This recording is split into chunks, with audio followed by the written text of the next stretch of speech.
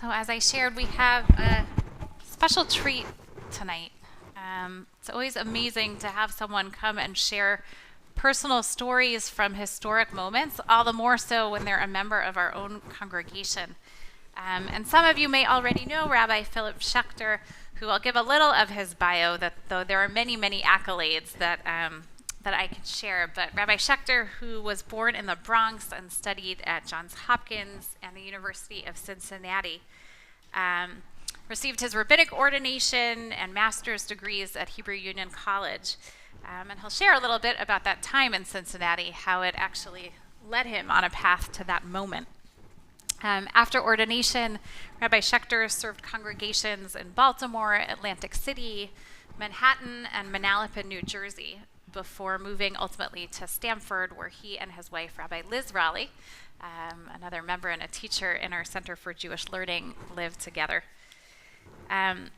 During his initial years of since ordination, Rabbi Schecter served as a chaplain in the Air Force, which he'll talk a little bit about, and has since been serving as a member of the Stamford Clergy Association, as well as on the Jewish Chaplains Council.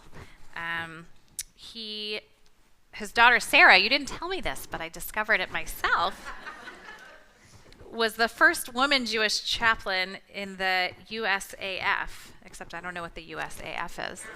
Air Force. Duh. Give me a page of Aramaic Talmud and I'm all good. His daughter Sarah, let's try that again. His daughter Sarah was the first woman Jewish chaplain in the Air Force. So obviously you have begun quite a legacy of service to our country and to our people. And I want to invite Phil up. We decided that we would do this in sort of an interview format, but we've practiced, don't worry. So nobody's going rogue. But Phil, I want to invite you to come sit on the bima. It is such an honor to be on the bima here. Yeah, I'm going to turn you on louder, though. Hold on. What number are you? 1. Number 1. Try that. Testing.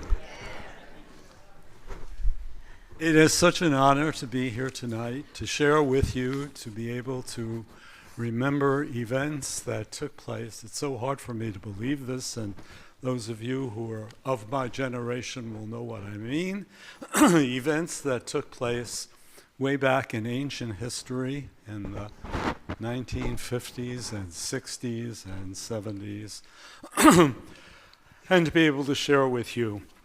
So thank you so much, Rabbi Franco, for agreeing to do this interview style. Let me share with everyone why I suggested this.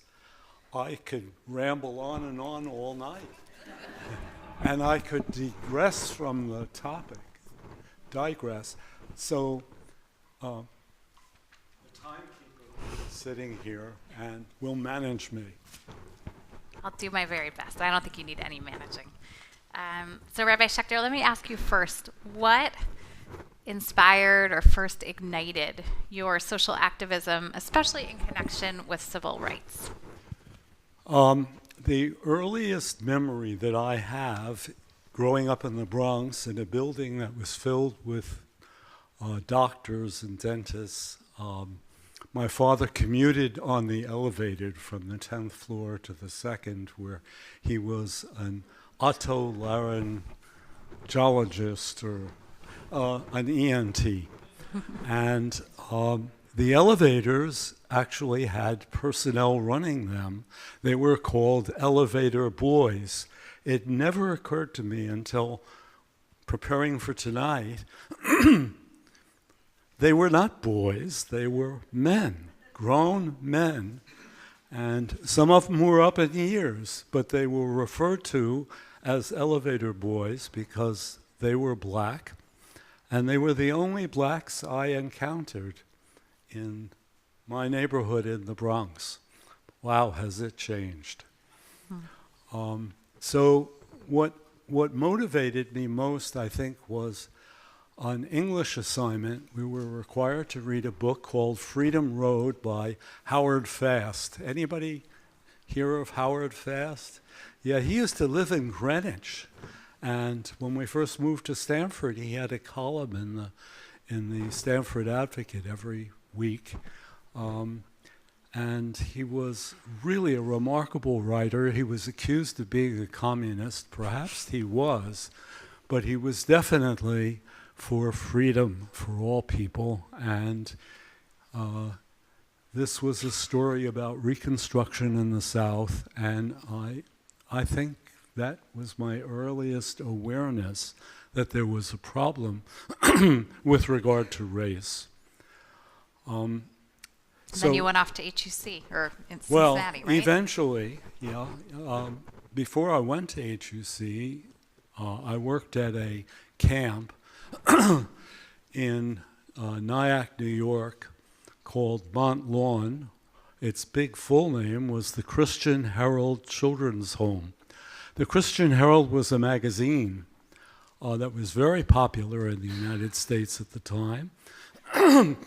And they ran this fresh air camp where they took kids from the inner city out to the beautiful country in Nyack across the Hudson and spend 2 weeks. Most of the kids were black, and many of the counselors were black, and that was really my first experience living with black people and working with them. And that, of course, had an impact as I got to know them as people just like you and I, not having had any experience, even though today when we think of the Bronx, we think it's largely a black neighborhood. How old were you, someone asked? When you were working at at the camp? In college years, so way back. So speaking of college, Yep. I know that you lived at the HUC dormitory in Cincinnati. Yeah. You actually knew Rabbi Rothman back when, right? Yes. Rabbi Rothman was, an older student, and I was a younger student.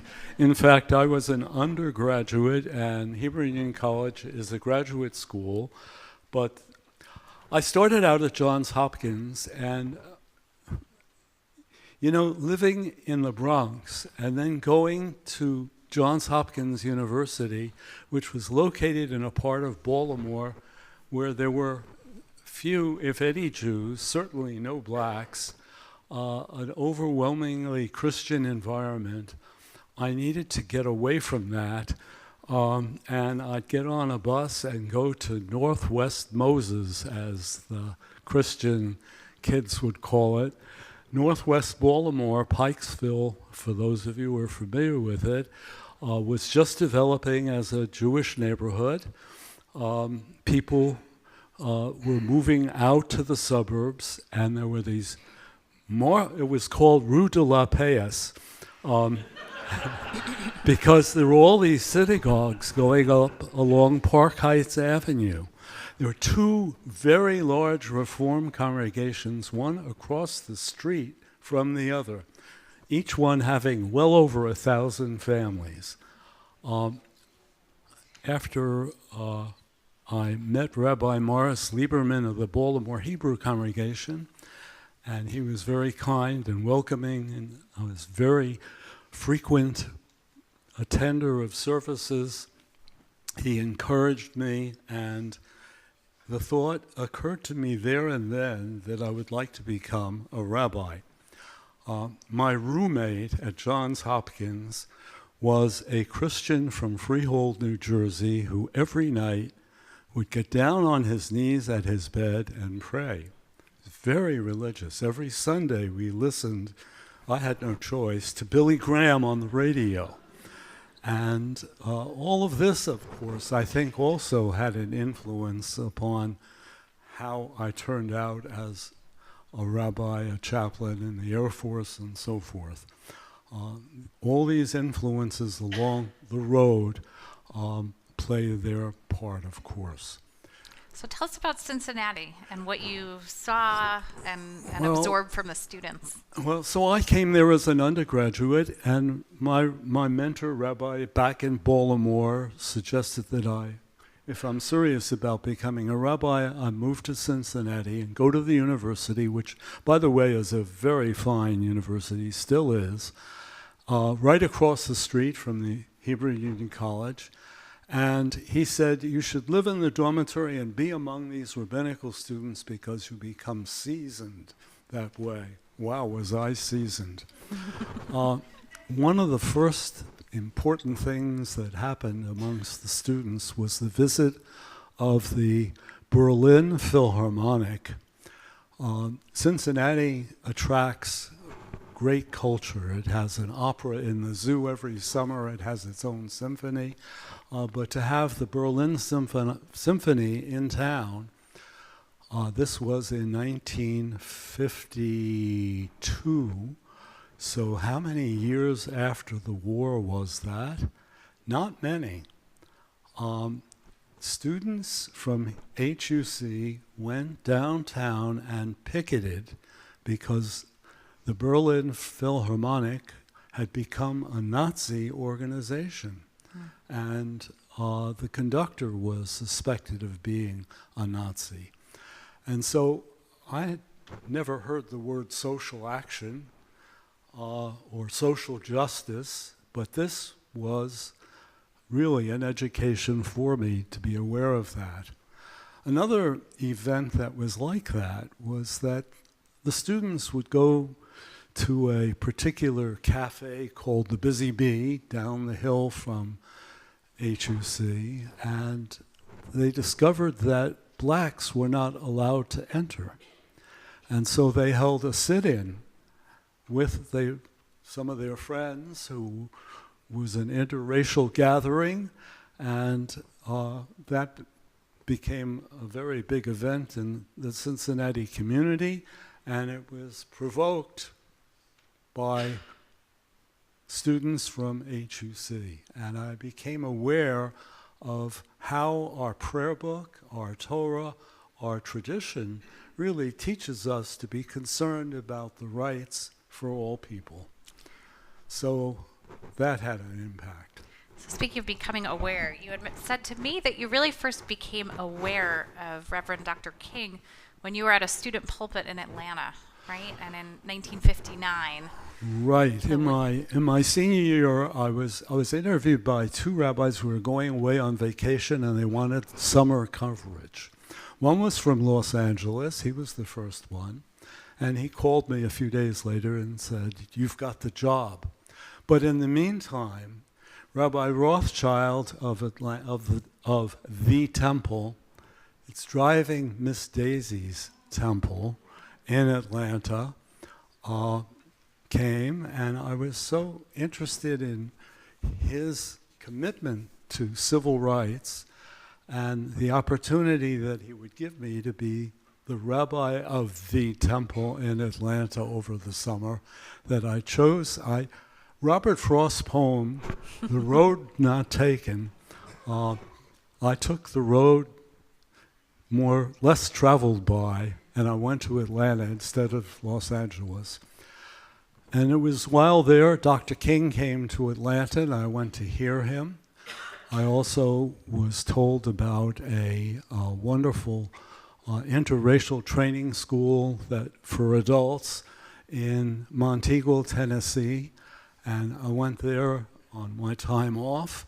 And that is the place where We Shall Overcome was first sung by civil rights workers. It became famous after that.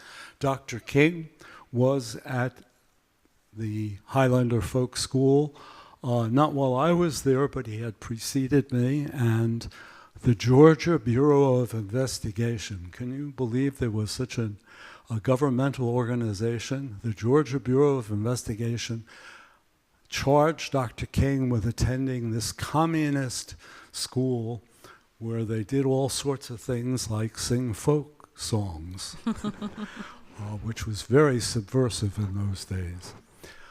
In any event, I became aware of Dr. King through that experience in Atlanta, and that is the temple that was bombed by the Ku Klux Klan the winter before, and I had a really great education.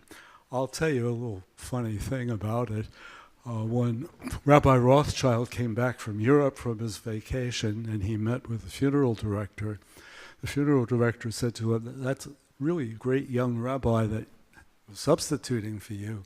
He didn't know anything about how to do a funeral, and if we told him to ride on the roof of the hearse, he would have ridden on the roof," which is quite true.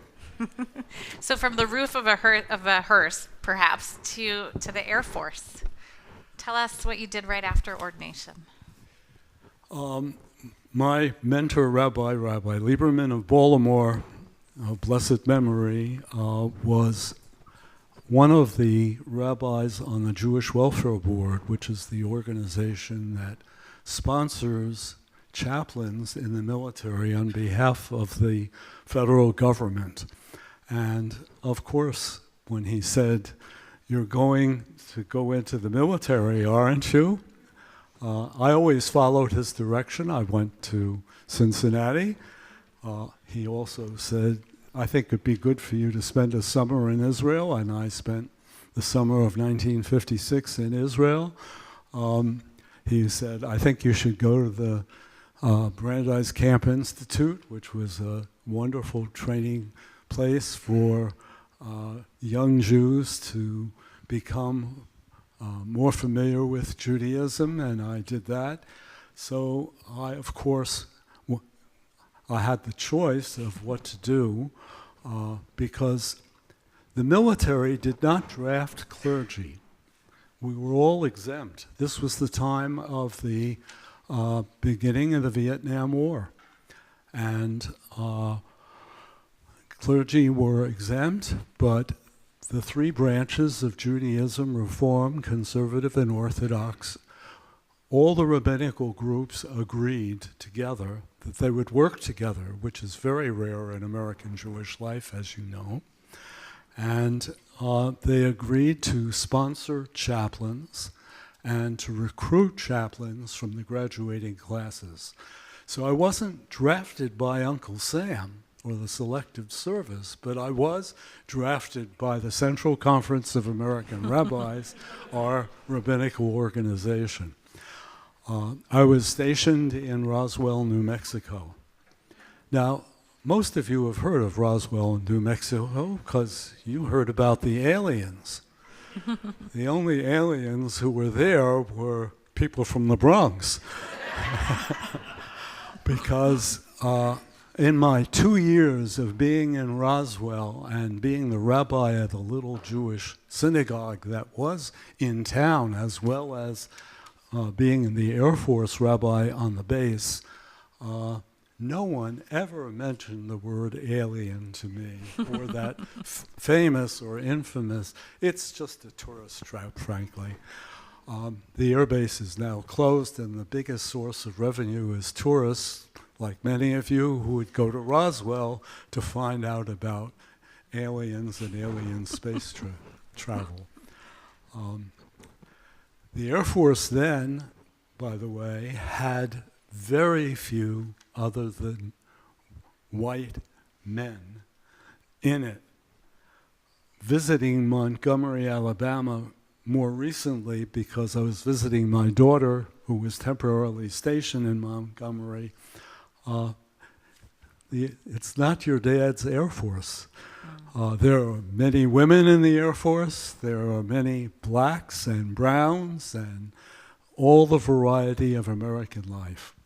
So flash forward 2 years from your Air Force time to becoming an assistant rabbi in Baltimore, because that's really where your involvement in the civil rights movement. Well, the inside joke serious, is, right? I told you about these two huge Reform congregations across the street from one another. Mm-hmm. I was in the other one. My rabbi was the rabbi of the Baltimore Hebrew congregation, but there was an opening in congregation Temple Oheb Shalom on Park Heights Avenue also. They're both on Park Heights Avenue, directly across the street.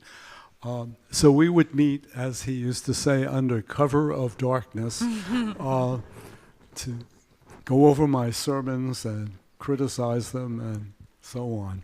On July 4th... here we have our first visual aid whenever you want to refer to it. That's dated July 8th? 6th? Okay, on July 4th, Rabbi Lieberman with a Catholic priest and Eugene Carson Blake, who was the stated clerk or head of the Presbyterians in America, along with a group of other clergy from Baltimore, went to, with black clergy, went to Gwynn Oak Park, which was a major entertainment center in Baltimore City. And they attempted to enter together and were denied entrance. This is private property, and we will not let Negroes enter this property. It's for white people only. They insisted on going in together, and it was a mass protest. They were all arrested, and I got this telegram 2 days later on July 6th. When Rabbi Lieberman was interviewed by the New York Times for why did you go to Gwynn Oak Park on the 4th of July, he said, I could think of nothing more patriotic than to do this and to have civil disobedience on behalf of equality. Do you want me to read the telegram in case I don't know how good everyone's eyes are? Well, but it says, this is written to Rabbi Philip Schecter. It says, please announce you and your congregation are called to join the ADHOC ad hoc. Third time's a charm. Your Latin, the ad hoc committees. Your Latin is getting better. The ad hoc committee's program to desegregate Gwynn Oak today, July 7th at 3 p.m. The Metropolitan Church, Landville, and Carrollton. From persons unable to participate, please take offering for the excessive bail and other costs. Reverend Frank L. Williams and Edward Chan's ad hoc committee. I think what they did, telegrams hardly exist today, but they were like text messages. Mm-hmm. I think that's the closest analogy you could make. And so a whole bunch of us went down, and as you can see, 99 were involved in this next demonstration, and we were arrested and put on school buses to be taken to the Maryland National Guard Armory, which was located in Pikesville, which was northwest Baltimore, that same area that I referred to before. There were two other local rabbis involved, the leading conservative rabbi and the Reformed Jewish educator who was a rabbi. And my boss, the senior rabbi of Temple Ohab Shalom, was away on vacation. And when the cat's away, the assistant rabbi agreed to go and participate in this. The arresting official, I think you'll find this interesting, those of you who will recognize this name, was Spiro Agnew. Spiro Agnew, before he became Richard Nixon's vice president, it's almost as bad as the vice president we currently have. Spiro Agnew was removed from office for corruption, and Nixon had to get a new vice president, and luckily he got Gerald Ford, who pardoned him after he was impeached and convicted. So it was a lucky break that he got someone as compassionate as Gerald Ford.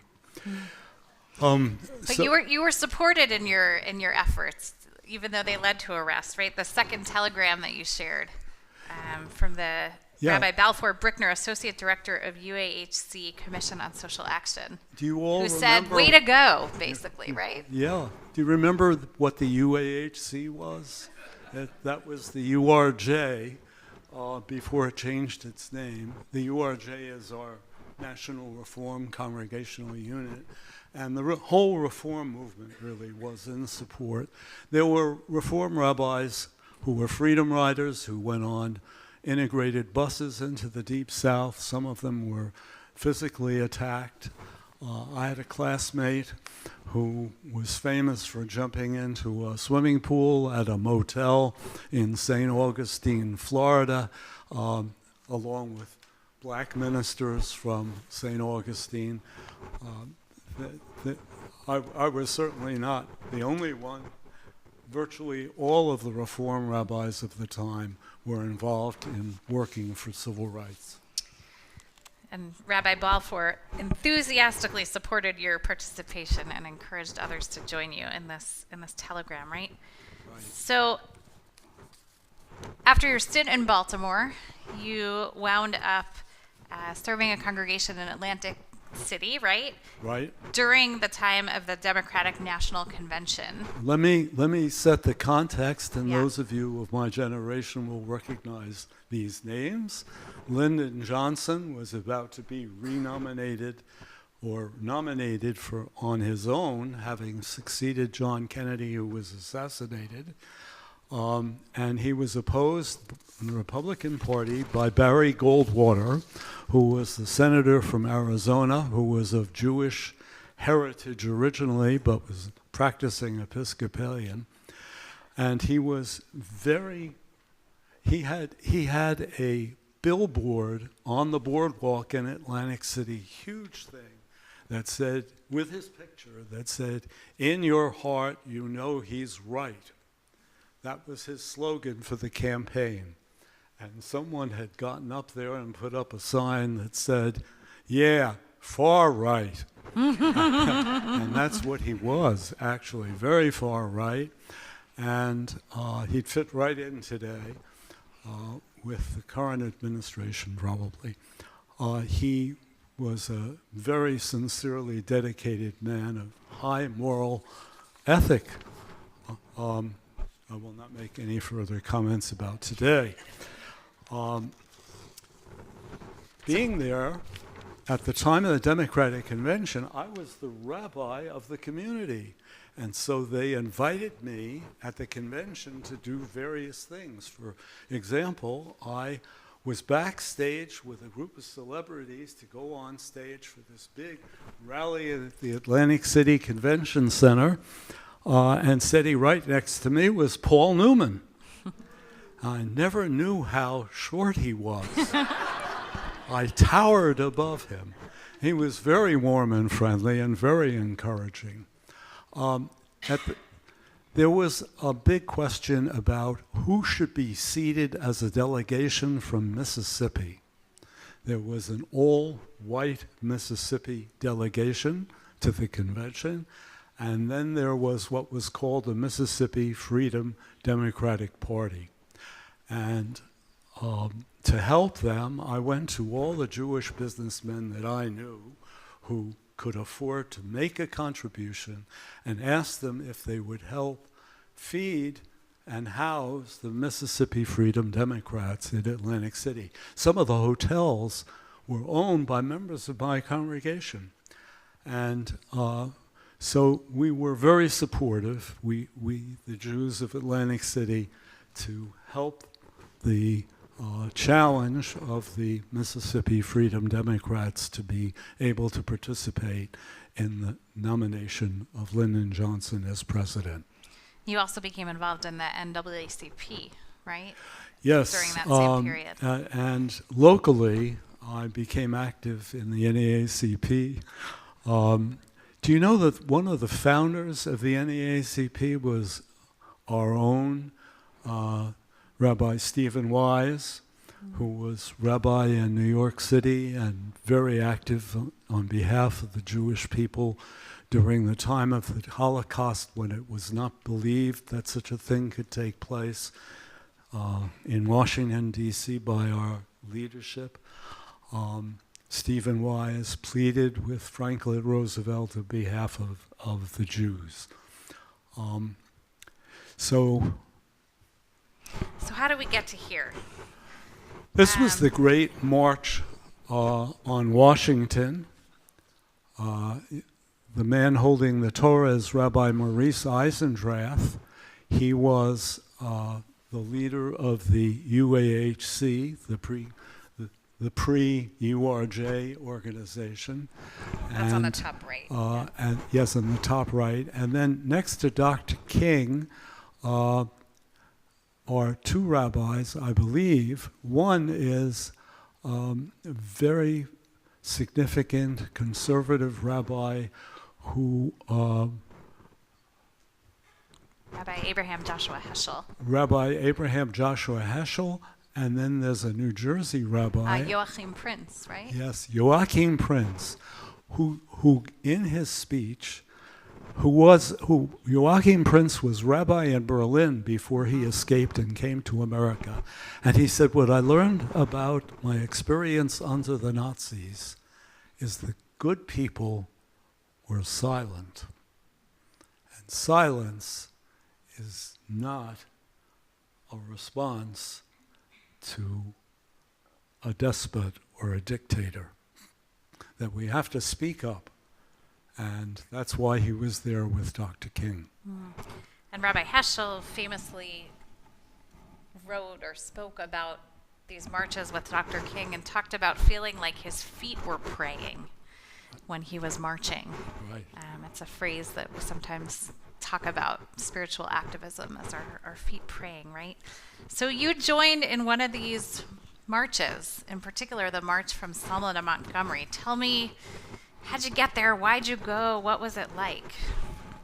Okay, I was rabbi in Atlantic City, and I saw an ad in the newspaper that said that there's going to be a march of support for Dr. King from Selma to Montgomery. Montgomery is the state capital. That is the state capital of Alabama. And if the picture were a little clearer... Here, which one do you want? That one? Well, you can see the time. You could see all the state troopers protecting Governor George Wallace, who was inside, protecting him from us. And in this picture, this is a Jewish gathering. I can identify the people in the back and one in the front on the left. The guy in the black hat is Al Vorspan. Some of you will remember Al Vorspan, who was the leader of our Social Action Commission in the UAHC, the Union of American Hebrew Congregations. That's me without a beard, in the white hat. We were all told to wear hats just in case, as a protection. I see most of your colleagues didn't listen to the instructions. The rest of the gentlemen, I really don't know who the four in the front are. They're probably from the American Jewish Committee and the American Jewish Congress or ADL. But the two guys on the left in the back, the one sort of smiling is Kivy Kaplan. Anybody remember Kivy Kaplan? One person. Kivy Kaplan was a shoe manufacturer, I believe, from Boston, he was on the board of the national NAACP, and he used to go to gatherings like this, and he'd hand out his card, and his card said, "Keep smiling." And then on the back it said, "A mind is like a parachute. It only works when it's open." And he would give them to hostile white sheriffs, to those state troopers you'd see. I mean, he was just a great guy, a huge contributor, and he gave the money for the, what's it called? The Religious Action Center. Where I just was this past weekend. Really? With 10 of our 10th grade, our confirmation students. We bring them each year to a seminar at the Religious Action Center called the Litaken, the Seminar of Healing, where they get to learn about current political issues, to drink a bit of the bug juice that that you ingested those years ago to inspire them to do social activism, and then ultimately to spend Monday on the Hill. Despite the government shutdown and the snowstorm, they could not be stopped, and we still made it and had a chance to speak truth to power. And I just want to acknowledge Ron and Joan Cohen, who helped make that happen with their fund and have been tremendous supporters of the RAC's efforts and our ability to Well, go there. the RAC building was a on gift. Kivy Kaplan Way, right? Yeah, Kivy. I was going to ask you if you saw the street sign. The street sign says Kivy Kaplan Way. Yeah. He was really an amazing character, and that is his son with the tie next to him on the left there. Edward Kaplan, who is a major philanthropist today and works with the JCCs nationally, the national organization. So we're running short on time, but tell us just a little bit. What was it like to be there in that moment, to participate in the march to reach Montgomery with Dr. King? Okay, very quickly we flew from Philadelphia on a chartered flight, chartered by the Americans for Democratic Action, and we were taken by bus from Montgomery Airport to St. Jude's Academy, or it was some huge campus run by the Catholics. So this was a real interfaith activity because, of course, Dr. King was a Protestant minister.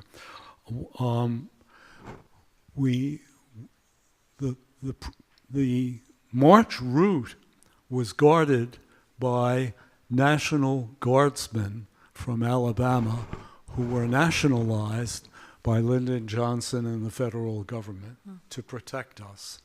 Actually, 3 people were in fact killed on the day of the march. One was a woman labor organizer from the AFL-CIO Auto Workers Union in Detroit. Another was a Unitarian minister, the Reverend James Reed, and the final person was a black by the name of Jimmy Jackson. I was standing going back to the airport on the bus when a pickup truck came alongside of us, and I could clearly see a pistol lying on the front seat. Of course, pickup trucks in the South all have rifles across the back window. There has always been a great deal of violence associated with the civil rights effort and the reaction in the South. Fortunately, Dr. King spoke. It was a wonderful rally. I was trying to say before, and if we could enlarge the picture, we can't. We tried. We tried before. But on top of the state capitol are 2 flags. One is the state flag of Alabama, and the other was the stars and bars of the Confederacy. Imagine having the Confederate flag on the top of your state capitol. I mean, that was the nature of this experience. You mentioned my daughter, who was in the Air Force. When she was going to become a major, they sent her to Major Training School, which was in Montgomery, Alabama. And I went and visited her there and was on that same highway. The difference now is it's called the Martin Luther King Memorial Highway. And then, like that Goldwater sign, there's a little sign underneath which says, by order of the state legislature. So apparently there was some resistance, and the state legislature took that action. So let me ask you one last question, which is, what's the Jewish connection in all of this? Why should we, as a synagogue congregation, be dedicating the Shabbat service to Dr. King? Why should we continue to be involved in civil rights justice here in America? In the days that all this was happening to me, we were using the Union Prayer Book, which was the version of the time. And some of you were nodding your head and you remember the Union Prayer Book. Many of the prayers were the quotes that Dr. King himself used. Let justice well up as waters and righteousness as a mighty stream. You shall love your neighbor as yourself. Do justly, love mercy, and walk humbly with your God. Justice, justice shall you pursue. That was my granddaughter's Torah portion. And every time she sees me, she says, Tzedek, tzedek, tirdof, Saba. Tzedek, tzedek, tirdof is the Hebrew for justice, justice shall you pursue. It's a commandment, it's a mitzvah, it's what's required of us. And what the rabbi from Berlin said. Rabbi Heschel. Rabbi Heschel? No, not Prince. Rabbi Prince. Rabbi Prince. Remember what he said about keeping silent. Do not stand idly by the blood of your brother. And Rabbi Frankel asked me just before the service, what is this picture from? And I said, this was last year in Stamford, Connecticut, at the Congregationalist Church, where we held a memorial service for Dr. King on his birthday. If you can't fly, then run. If you can't run, then walk. If you can't walk, then crawl. But whatever you do, keep moving. So I want to thank you so much for